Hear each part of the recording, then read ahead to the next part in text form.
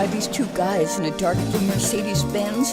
I was hitchhiking on the highway. It was pouring rain, and I mean, there was something bad that had happened to me when I was hitchhiking in the rain in San Francisco the year before.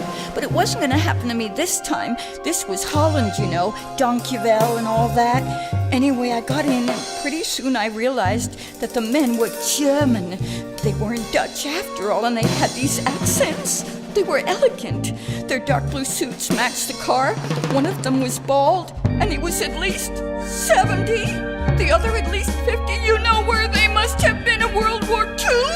I'm Jewish, but not really. No one ever talked about that kind of thing in my neighborhood, not even the couple who had these numbers on their arms. You know, they worked in the corner grocery store. I told the men that my name was Shelley Hirsch. They must have known it was a Jewish name.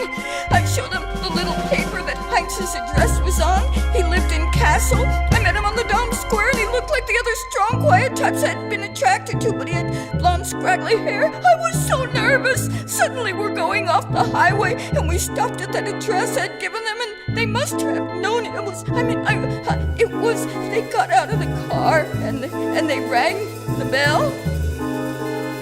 Where was Heinz? The man got back in the car. They said they were gonna take care of me. And we drove to a forest. Now I love nature, but it was after the rain and everything was dripping. It reminded me of those Grimm's fairy tales. I loved them, but they were brutal.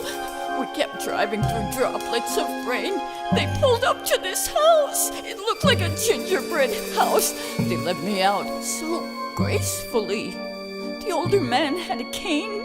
A woman came to the door, and she had a dirndl dress on and clogs and hairy legs, like I did when I worked at the donut shop in San Francisco. They told me to come sit down at a beautiful table, and there was a fireplace, and they ordered potato soup for me. I loved it. There were little frankfurters in it, and after I ate, they said they couldn't just leave me there. They would take me back to Heinz's house. How could they be so nice?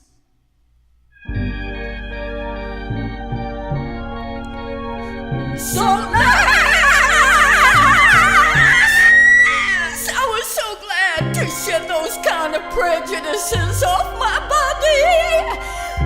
Something was coming over me. I was feeling so liberated, so free, and this time I knew everything was gonna be fine. I was really deep in my individuality. No room here for nationalism or anything like that, yeah!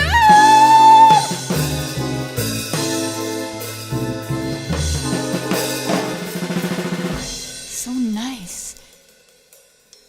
They drove me to Heinz's house, and he still wasn't home, so they rang the bell of a neighbor and asked if I could stay there until Heinz came home.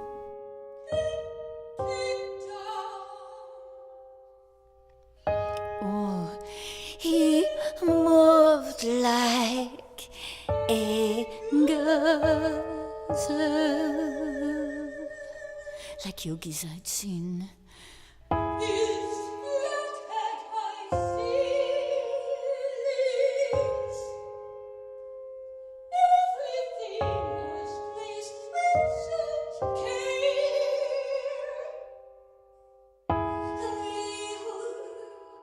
Drinking tea from porcelain bowls. And then I turned to see these women, 10 of them on the marble mantelpiece. They were all made of plaster, and none of them had any heads.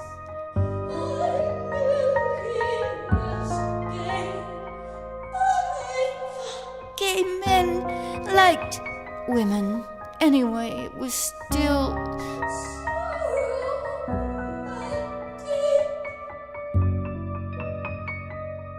the fear factor had already dissipated.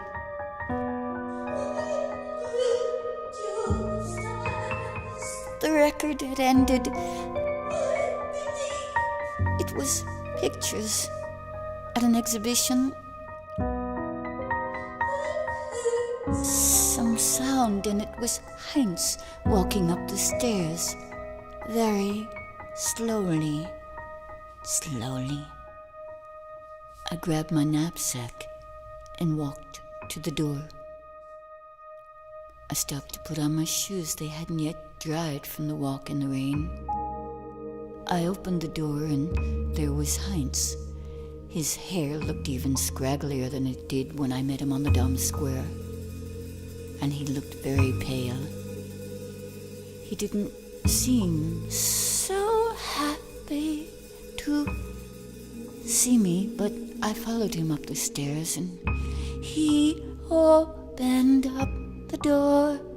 There were green sheets hung sloppily across the windows, and there was a small wooden table filled with cigarette butts and packs of cigarettes.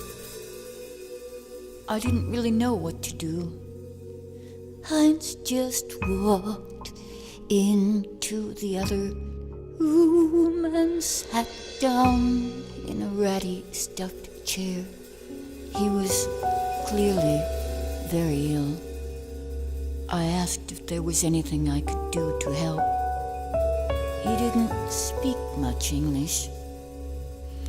I told him I would take care of him, but I don't know if he really heard me. He just got into bed. I don't know where I slept that night. I guess I slept with him. But I know that the next day I headed out to Document It to see some art, alone.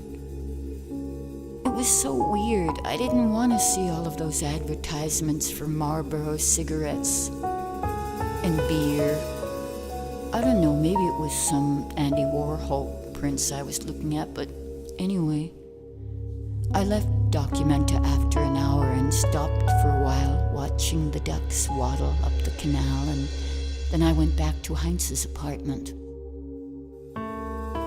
There was a putrid smell in the flat, and Heinz looked even worse than when I had left. I don't know how I knew, but he was going cold turkey. Heroin. I would just stay until he got better. It seemed like days that I was there. The TV was always on. His eyes were mostly closed. The Olympics were on TV.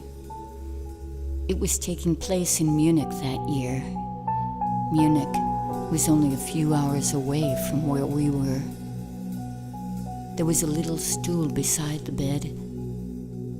I think I had just gone to sit on it when I heard the shots, and I saw the Israeli athletes killed on TV. September 6th, 1972.